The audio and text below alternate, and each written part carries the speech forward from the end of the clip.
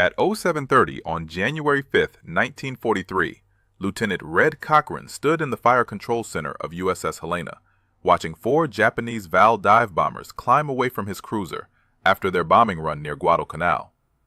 31 years old, 12 months at sea, 0 kills with the new shells. The Vals were already 2 miles out, too far for the 20mm guns. The Helena had just taken 500 rounds of experimental ammunition aboard in October, shells that cost $732 each, shells the Navy called variable time fuses, shells that weren't supposed to exist. Standard 5-inch anti-aircraft ammunition required gunners to predict exactly where an aircraft would be in 3 seconds, set a mechanical timer on each shell, and hope. The math was brutal. For every Japanese plane shot down over the Pacific in 1942, American ships had fired an average of 2,000 rounds, 2,000 shells, 1 kill. Cochran had watched bomber crews load the new shells that morning. Each fuse contained a miniature radio transmitter, a receiver, 5 vacuum tubes made of glass, a battery activated by the shock of firing, 130 electronic components packed into a space the size of a Coke bottle. The Navy had banned their use over land. If the Japanese recovered a dud, they could reverse engineer the technology. But over water, 2 miles from Guadalcanal, the risk was acceptable. The fire control officer called out the solution. Cochran's battery trained their 5-inch guns on the lead valve. The bomber was diving for the horizon. Standard doctrine said, let them go. Save ammunition for the next attack. But Cochran had orders to test the new shells in combat. This was the moment. 3 gun captains stood ready. Cochran gave the command. The first salvo fired at 0732, 3 shells, standard time fuses. They detonated 1,000 feet behind the target. The bomber kept flying. Second salvo, 3 more shells. These ones had the experimental fuses, radio proximity fuses, VT fuses. Cochran watched through binoculars as the shells climbed toward the Val. No visible explosions, no black bursts of shrapnel like timed fuses, just 3 shells arcing toward a target 2.5 miles away. Then the Val's left wing separated from the fuselage. The bomber rolled inverted and hit the water at 240 knots. Total time from order to impact, 18 seconds. The gun crews stood silent. No one had seen the shells detonate. The bomber had simply come apart in midair. If you want to see how this impossible radio worked inside a bullet traveling at 2,800 feet per second, please hit that like button. It helps us share more forgotten stories about the scientists who changed warfare. Subscribe if you haven't already. Back to Cochran. The other 3 Vals disappeared over the horizon. Cochran stared at the splash where the bomber had hit. His gun crews were asking questions. How did the shells know when to explode? Why didn't they see the bursts? What just happened?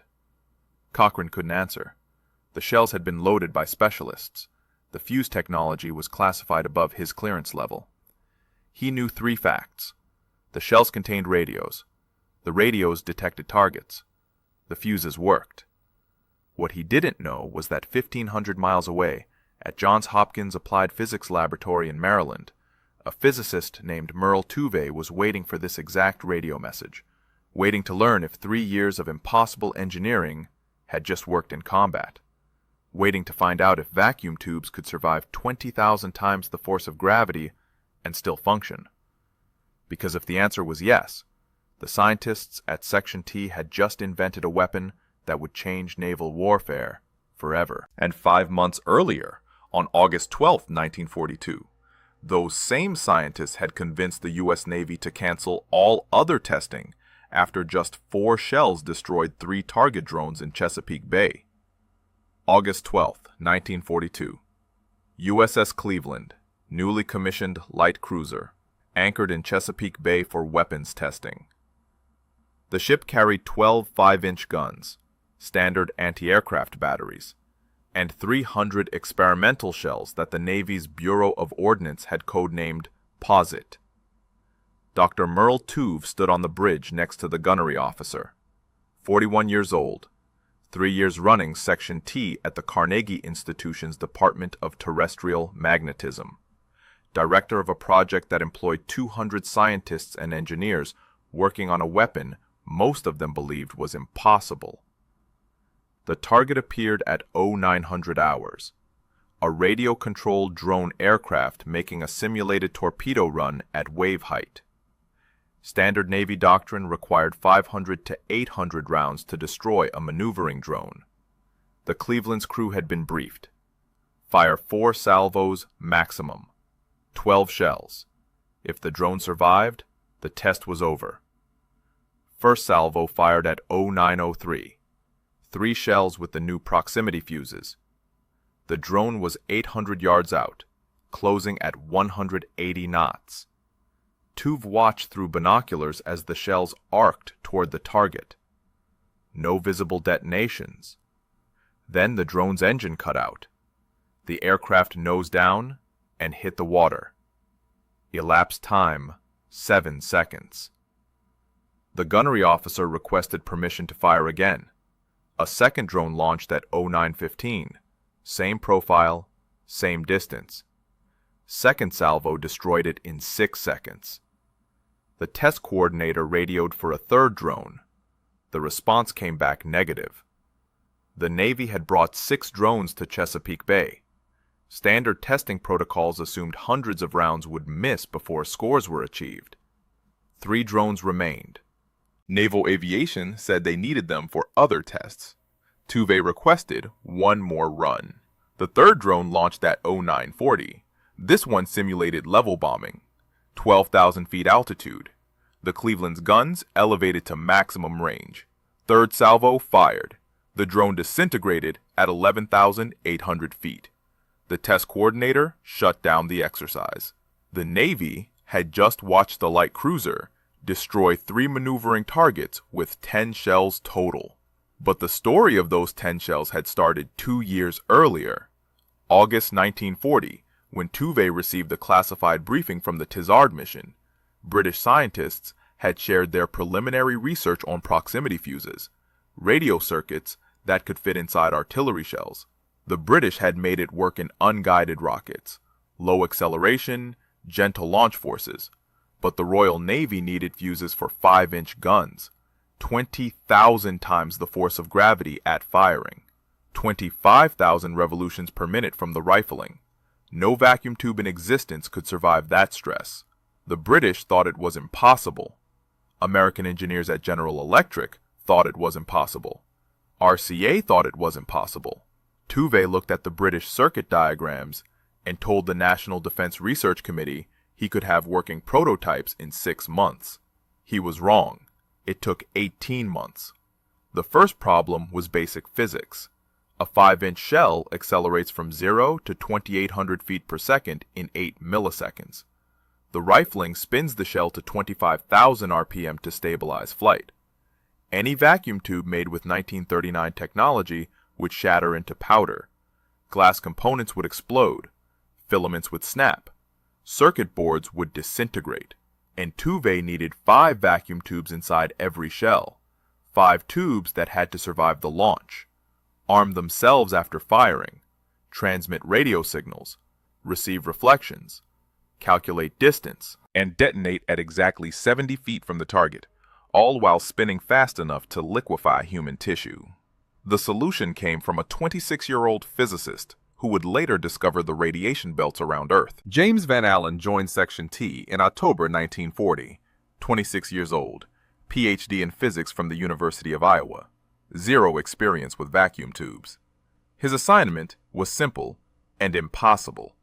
Design glass tubes that could survive 20,000 times the force of gravity. Van Allen started by destroying tubes. He mounted commercial radio tubes in metal blocks, dropped them off buildings, fired .22 caliber bullets at them, shot them with compressed air cannons. 98% shattered on impact. The 2% that survived couldn't handle the centrifugal forces from rifling spin. He tried mounting the tubes in rubber. They shattered. He tried springs. They shattered. He tried foam packing. They shattered. For 6 months, every attempt ended with glass powder and twisted filaments. The breakthrough came in March 1941. Van Allen was working with engineers at Raytheon in Massachusetts. They were trying to miniaturize hearing aid tubes, tubes 1/10 the size of standard radio components. Van Allen realized smaller tubes meant less mass. Less mass meant lower stress forces. Lower stress meant higher survival rates. He redesigned the entire internal structure, mounted every filament on thick steel wire instead of thin copper, reduced the glass envelope to minimum thickness, potted the assembly in hard wax to distribute shock loads. The new tubes were 3 inches long, half an inch in diameter. They looked like oversized light bulb filaments sealed in glass capsules. First test at Dahlgren Proving Ground in April 1941. Van Allen loaded 6 tubes into dummy 5-inch shells. The guns fired. 4 tubes shattered. 2 survived. Survival rate, 33%. Not good enough. Van Allen went back to Raytheon. They reinforced the filament mounts, thickened the glass at stress points, added compression springs at the base. Second test in June. Survival rate, 41%. Third test in September, 52%. By January 1942, survival rate reached 58%. The Navy accepted those numbers. Production contracts went to Sylvania Electric. The company hired 10,000 workers, mostly women, to assemble the miniature tubes by hand. Each tube required 42 individual operations: wire cutting, glass blowing, filament mounting, vacuum sealing. By late 1942, Sylvania was producing 1 million tubes every 2.5 days. But surviving the launch was only the first problem.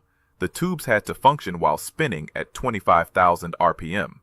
The battery had to activate, the transmitter had to generate radio signals, the receiver had to detect reflections, and the entire system had to calculate range and detonate at exactly the right moment. The battery problem nearly killed the project. Standard dry cell batteries had a shelf life of 6 months. After 6 months, they went dead. The Navy needed shells that could sit in magazines for years. Tuve's team designed a wet cell battery that activated on firing, a glass ampule filled with electrolyte fluid.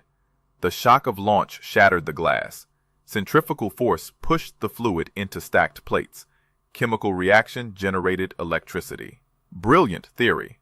Impossible to manufacture. National Carbon Corporation spent 8 months perfecting the ampule design. Glass too thick and it wouldn't shatter. Glass too thin and it shattered during handling.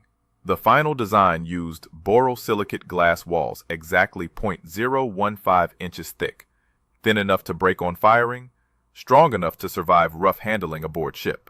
By summer 1942, all the pieces existed.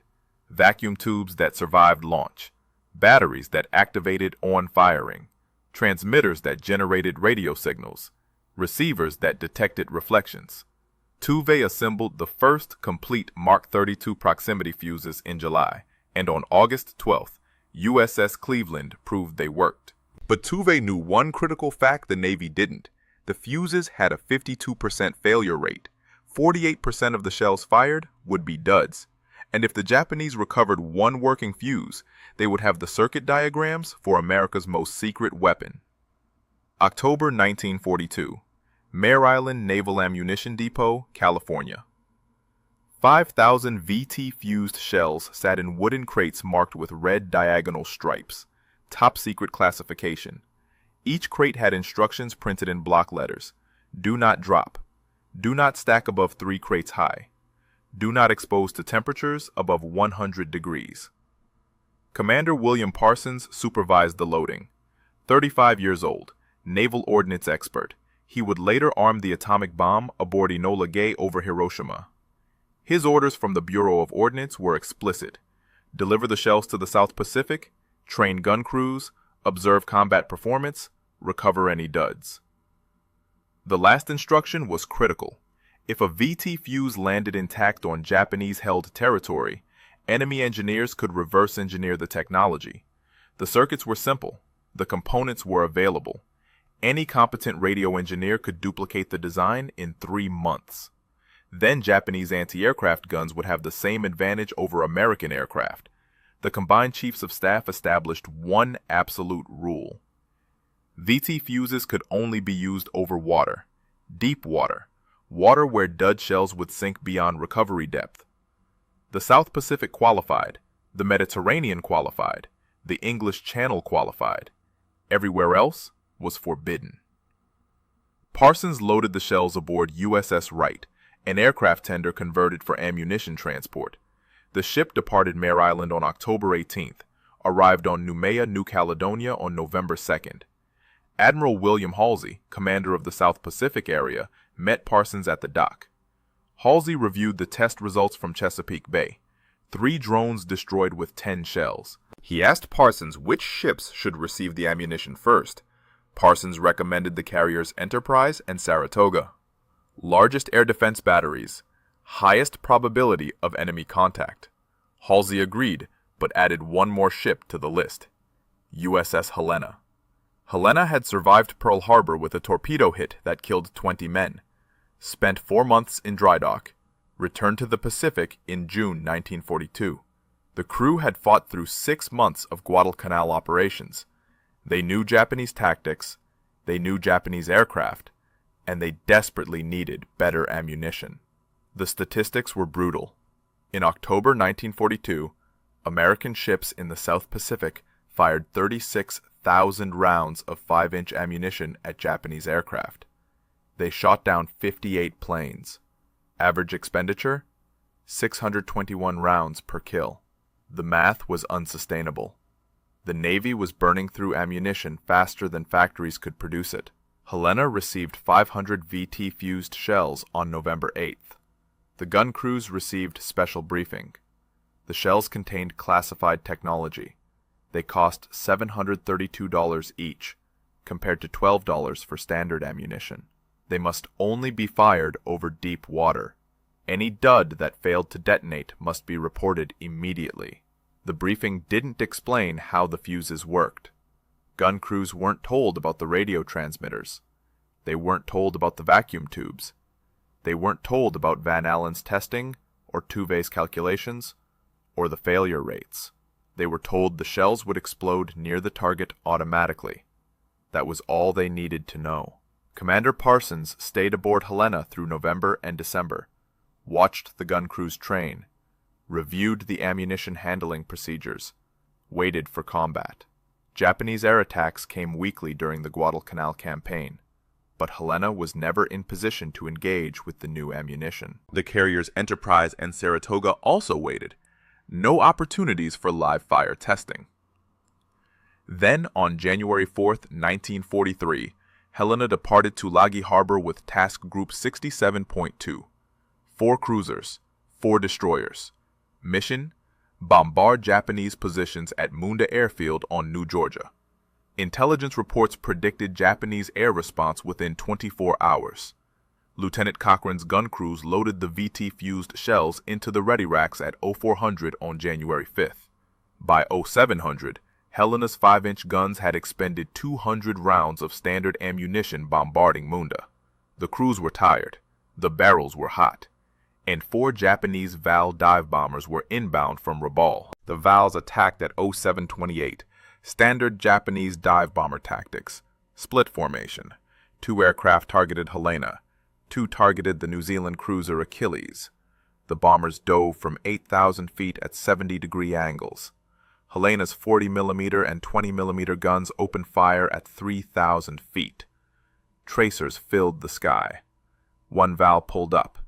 1 released its bomb. The bomb hit Achilles amidships. 17 crew killed. The Val climbed away at full throttle. Helena's gun directors tracked the retreating bomber. Range: 2 miles and opening. Altitude: 1,500 feet. Speed: 200 knots. Target angle: climbing away at 15 degrees. Every parameter was wrong for standard timed fuses. The bomber was accelerating, the range was increasing, the altitude was changing.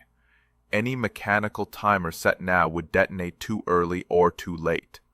Lieutenant Cochrane ordered the VT-fused shells loaded. 3 guns, 3 shells per gun. 9 rounds total. First salvo fired at 0732 with standard fuses.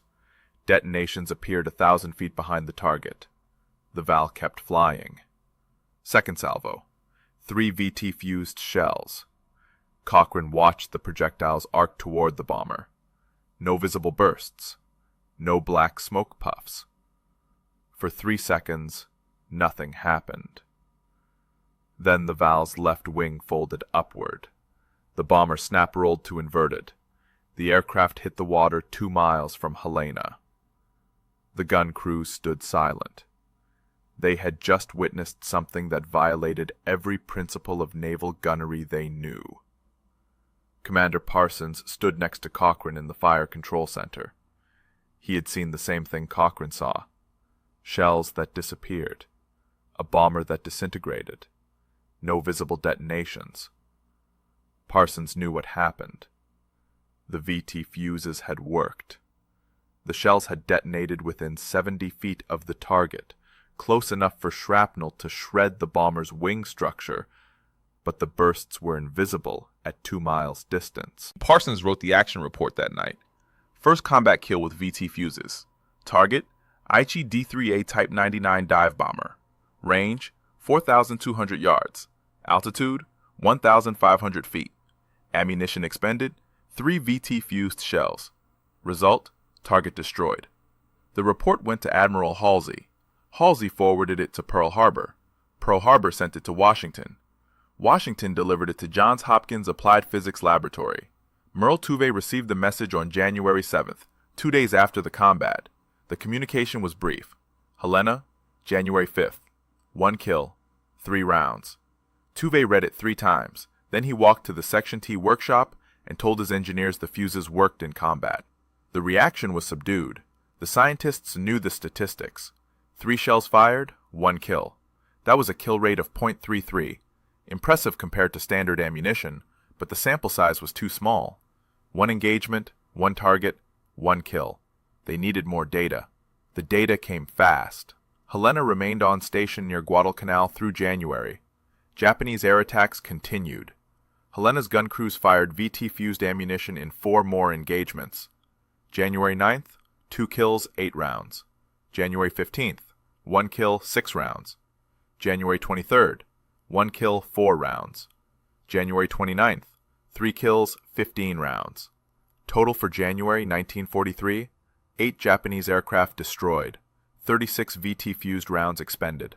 Average, 4.5 shells per kill. Standard 5-inch ammunition averaged 621 rounds per kill. The VT fuse was 138 times more effective. The Navy increased production orders. Crosley Corporation in Cincinnati received contracts for 15,000 fuses per day. RCA expanded their facility. Eastman Kodak joined the program. By March 1943, American factories were producing 40,000 VT fuses daily. By June, 70,000 per day. But the embargo remained. No VT fuses over land. Admiral Ernest King, Chief of Naval Operations, refused to lift the restriction. Too much risk. Too much investment. If 1 fuse landed intact on enemy territory, the entire program was compromised. Then Germany launched Operation Watch on Rhine on December 16, 1944. December 16, 1944. The Ardennes Forest, Belgium. German forces launched the largest offensive on the Western Front since D-Day. 3 armies, 30 divisions, 250,000 men.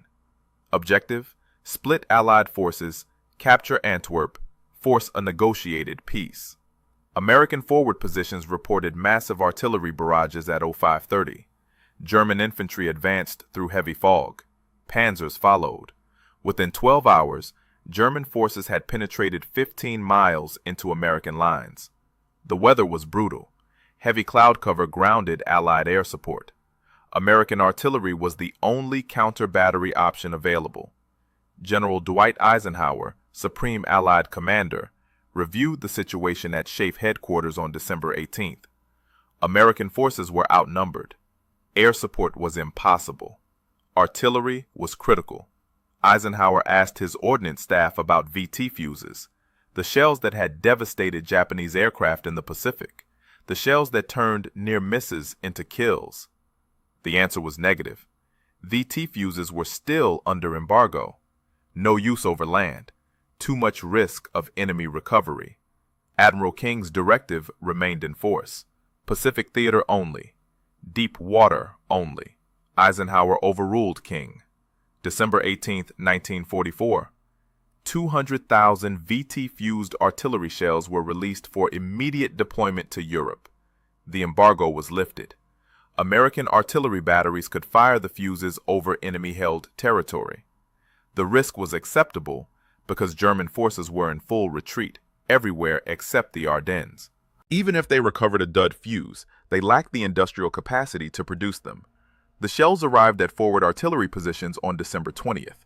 Gun crews received emergency briefing. The fuses would detonate automatically at preset height above ground. Standard setting, 10 to 15 feet.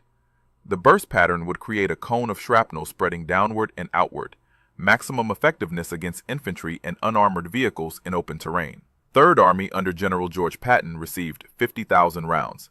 Patton's artillery battalions were moving north to relieve American forces surrounded at Bastogne. The weather finally cleared on December 23rd. Allied air support resumed, but Patton's artillery got there first. Colonel George Axelson commanded the 406th Artillery Group supporting the 38th Cavalry Squadron near Monschau. German infantry were advancing through open ground. Standard artillery doctrine called for contact fuses that detonated on impact, effective against fortifications, poor against dispersed infantry. The explosions created craters. The shrapnel went sideways and up. Soldiers in trenches or behind cover survived. Axelson ordered VT fuses, set for 12 feet detonation height. His batteries fired at 0900 on December 23rd. The first shells detonated above the advancing German column. The shrapnel rained down from above. No cover was effective. Trenches didn't matter. Trees didn't matter. The Germans were caught in the open. After-action reports documented 702 German casualties from one artillery barrage. 1 battalion, 20 minutes of fire, 800 VT-fused rounds. The German advance stopped. Survivors refused to leave their bunkers during subsequent barrages. Patton witnessed similar results near the Sauer River on December 26th. German forces attempting to cross were hit with VT-fused artillery. The shells detonated 15 feet above the water. Shrapnel swept the riverbanks. The crossing failed. Patton wrote to the War Department that night. His message was brief and direct. The new shell with the funny fuse is devastating. We caught a German battalion trying to get across the Sauer River with a battalion concentration and killed by actual count 702. I think that when all armies get this shell, we will have to devise some new method of warfare. I am glad that you all thought of it first. By January 1945, American artillery had fired 5 million VT-fused shells in Europe. German prisoners described the attacks as indefensible. No fortification worked. No cover was adequate. The psychological impact was as devastating as the physical casualties. But the VT fuse's greatest contribution was still occurring in the Pacific, where Japanese forces had developed one final, desperate tactic against American naval supremacy. October 25, 1944, the Battle of Leyte Gulf, Philippines. Vice Admiral Takejiro Onishi, commander of the 1st Air Fleet, issued orders to his remaining pilots. Standard dive bombing and torpedo attacks were no longer effective. American radar detected incoming aircraft at 60 miles. American combat air patrols intercepted bombers before they reached the fleet. American anti-aircraft fire, now equipped with VT fuses, destroyed aircraft that penetrated the defensive screen. Onishi's solution was direct. Pilots would deliberately crash their aircraft into American ships. Guaranteed hits, maximum damage. The tactic was called Shinpu, divine wind. Americans called it kamikaze. The first organized kamikaze attack occurred on October 25th. 13 Mitsubishi Zero fighters loaded with bombs attacked escort carriers off Samar. 5 carriers were hit. 1 sank. The tactic worked because kamikaze aircraft didn't need to survive. They didn't need to escape. They just needed to reach the target. American gun directors faced a new problem. Standard intercept doctrine assumed aircraft would take evasive action when fired upon. Gun directors calculated lead angles based on aircraft attempting to survive. Kamikazes didn't evade. They flew straight at their targets. The calculations were simpler, but the closing speed was faster, and the consequences of missing were catastrophic. VT-fused ammunition became critical. Standard timed fuses required gunners to predict the intercept point 3 seconds in advance. Kamikazes changed course constantly in the final approach. Speed varied, altitude varied. Any miscalculation meant the shell detonated too early or too late. VT fuses eliminated the prediction requirement. The shells detonated automatically when they detected the target. The effectiveness data was stark. Between October 1944 and August 1945, American ships in the Pacific fired VT-fused ammunition at 278 kamikaze aircraft. Analysis showed only 46 would have been destroyed using standard timed fuses. The VT fuse increased kill rate by 6 to 1. The Battle of Okinawa demonstrated the full scale of the kamikaze threat. April through June 1945. Japanese forces launched over 1,500 kamikaze attacks against the American fleet. 26 ships sunk, 164 damaged, 4,900 American sailors killed. More casualties than any previous naval campaign in the Pacific.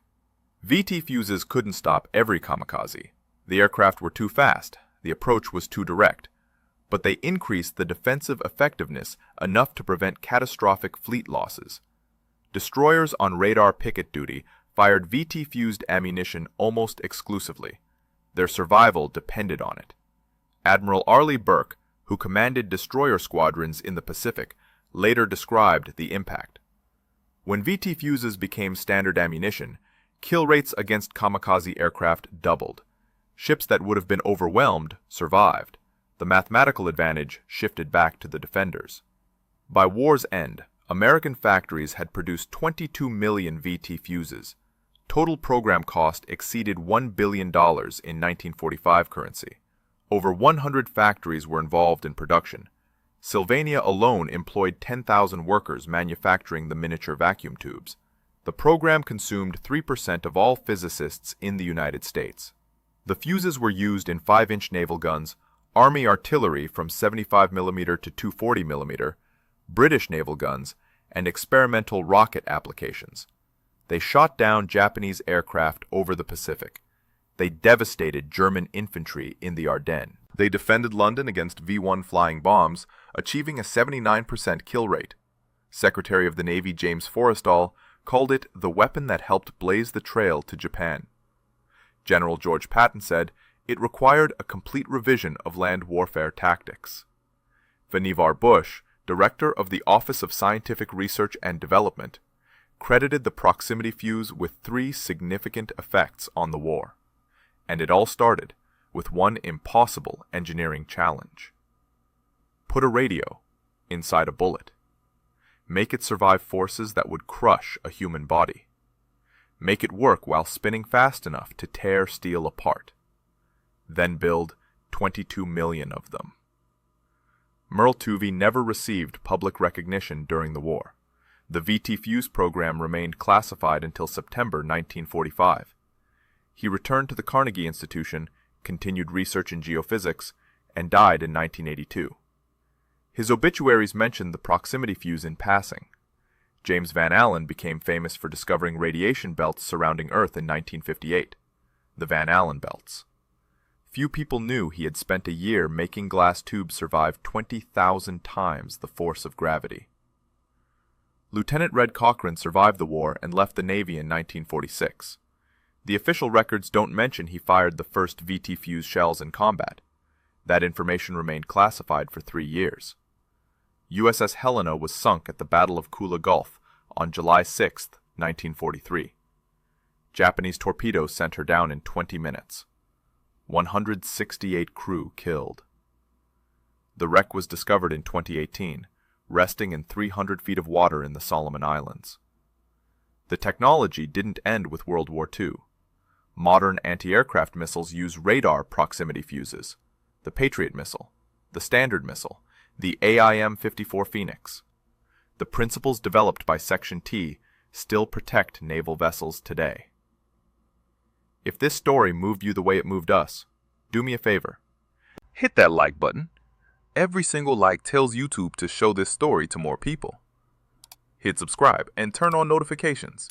We're rescuing forgotten stories from dusty archives every single day.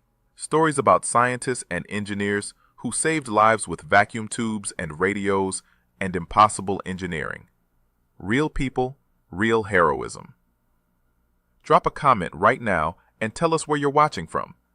Are you watching from the United States, Canada, Australia? Our community stretches across the entire world. You're not just a viewer. You're part of keeping these memories alive. Tell us your location. Tell us if someone in your family served. Just let us know you're here. Thank you for watching, and thank you for making sure Merle Tuve, James Van Allen, and the Section T team don't disappear into silence. These men deserve to be remembered, and you're helping make that happen.